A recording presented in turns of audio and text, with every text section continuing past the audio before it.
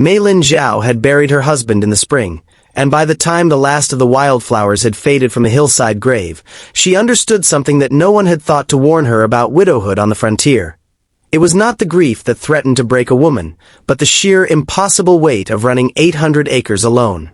Her husband Thomas had built the ranch from nothing over 12 years, arriving in the Wyoming territory with little more than a wagon and a determination that had first drawn her to him back in San Francisco, where her family had settled after leaving Guangdong province when she was a child. She had followed him west not out of desperation but out of love, and she had worked beside him every one of those 12 years, learning cattle and fence lines and the particular rhythms of frontier survival until she knew the land nearly as well as he had. But knowing land and surviving on it alone were different matters entirely, and by the time autumn arrived, Meilin had begun to understand that she would either need to sell the ranch her husband had died defending from a stampede, or find help she could trust in a country where trust was not something easily extended to a Chinese widow managing property on her own. The stranger arrived on a Tuesday, riding in from the Eastern Trail with a particular slow exhaustion of a man who had been in the saddle far too many days. His name, he said when she met him at the gate with a rifle held loosely but visibly in her hands, was Caleb Whitfield, and he was looking for work, any work, having lost his own small spread in Nebraska to drought 2 years prior and drifted west ever since, taking what jobs he could find and moving on before he could put down roots that might only be torn up again. He was perhaps 38, with the sun-weathered face and rope-scarred hands of a man who had spent his life working land, and there was something in his eyes, a kind of careful, guarded weariness, that Meilin recognized because she had seen it in her own reflection every morning since Thomas died. "I don't have much to offer in wages," she told him plainly, because she had learned that plainness was the only currency that mattered out here. "The ranch is in debt from my husband's passing, and I can pay you little more than board and what I can spare from the cattle sales come spring." Caleb Whitfield studied her for a long moment, taking in the rifle, the calluses on her hands that spoke of real labor rather than performed helplessness, the steadiness in her gaze that did not waver despite the obvious risk of trusting a strange man alone on remote land. "I'll sleep in the barn," he said finally, "and ask for nothing but a meal and a roof over the hay. If the work suits you, we'll talk wages when there's something to pay. If it doesn't, I'll be gone by morning and you'll never see me again." It was, Meilin thought, either the most foolish offer she had ever received or the most honest one, and something in his tired, careful eyes made her believe it was the latter. The first weeks passed in the particular wary rhythm of two people learning whether trust could be built between strangers thrown together by circumstance. Caleb proved himself capable within days, mending fence lines that had gone neglected since Thomas's death, working cattle with a quiet competence that spoke of real ranching experience rather than the desperate bluffing of a man merely seeking a bed. He kept to himself in the evenings, true to his word, retreating to the barn loft each night after supper without lingering, without presuming, without the kind of forward familiarity that Meilin had feared when she first considered taking on a hired hand she knew nothing about. She found herself, despite her caution, grateful for his presence in ways beyond the practical help with the ranch. There was a comfort in hearing another person's footsteps around the property, in not being entirely alone with her grief and her fear of failing at the enormous task her husband had left behind. She began leaving him plates of food outside the barn each evening rather than making him come to the main house. Small dumplings she had learned to make from her grandmother, filled with pork and cabbage, a recipe carried across an ocean and half a continent, and she noticed, with a private satisfaction she did not examine too closely, that the plates always came back entirely empty. It was Caleb who broke the careful distance first, though not through words. 3 weeks into his employment,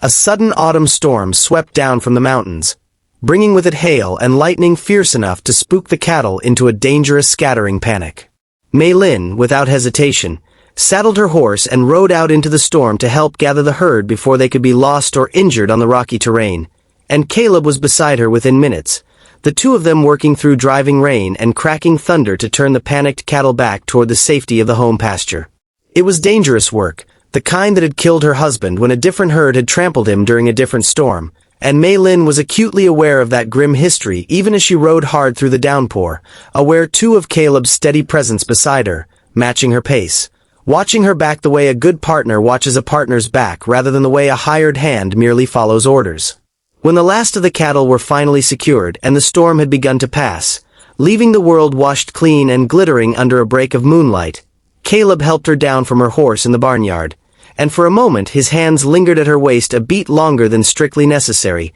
and neither of them moved away. "You ride like someone who's done that before," he said quietly, rain still dripping from his hat brim. "Too many times," she answered, thinking of Thomas, of the frantic ride to fetch a doctor who arrived too late, of all the storms this land had thrown at her and all the ways she had learned to survive them. Caleb did not offer false comfort or empty sympathy, which she found she appreciated more than any words could have expressed.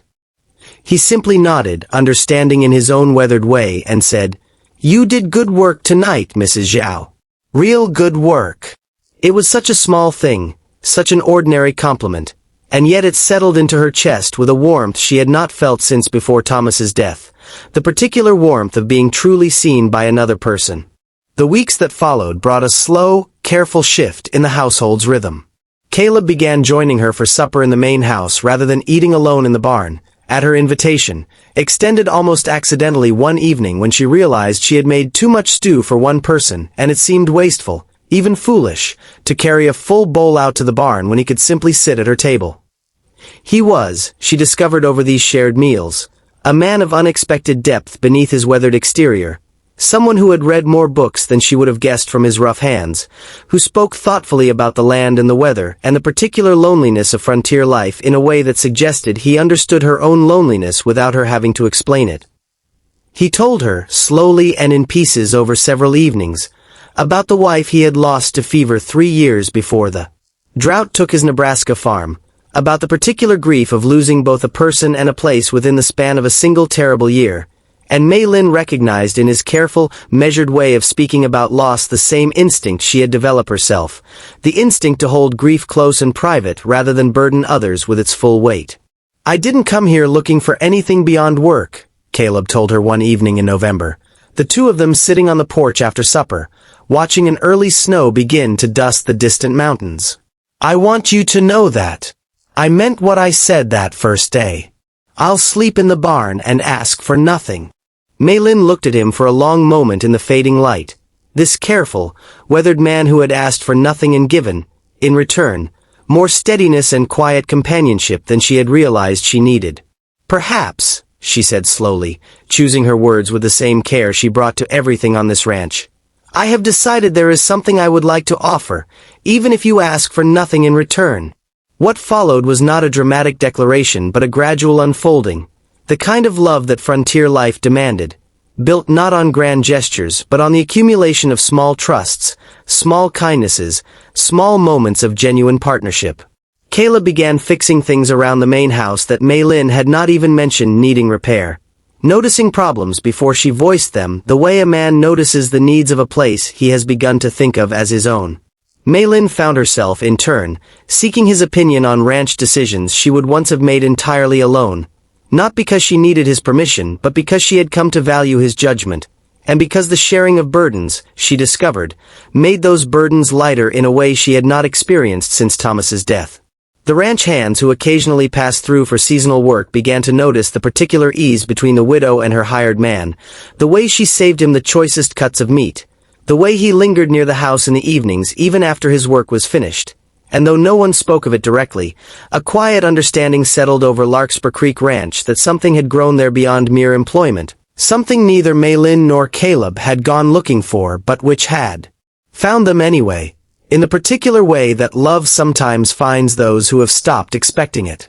By the time the first real snow arrived in December, transforming the ranch into a hushed white landscape of extraordinary beauty, Caleb had long since stopped sleeping in the barn, though the arrangement had shifted so gradually, so naturally, that neither of them could have named the exact evening it changed.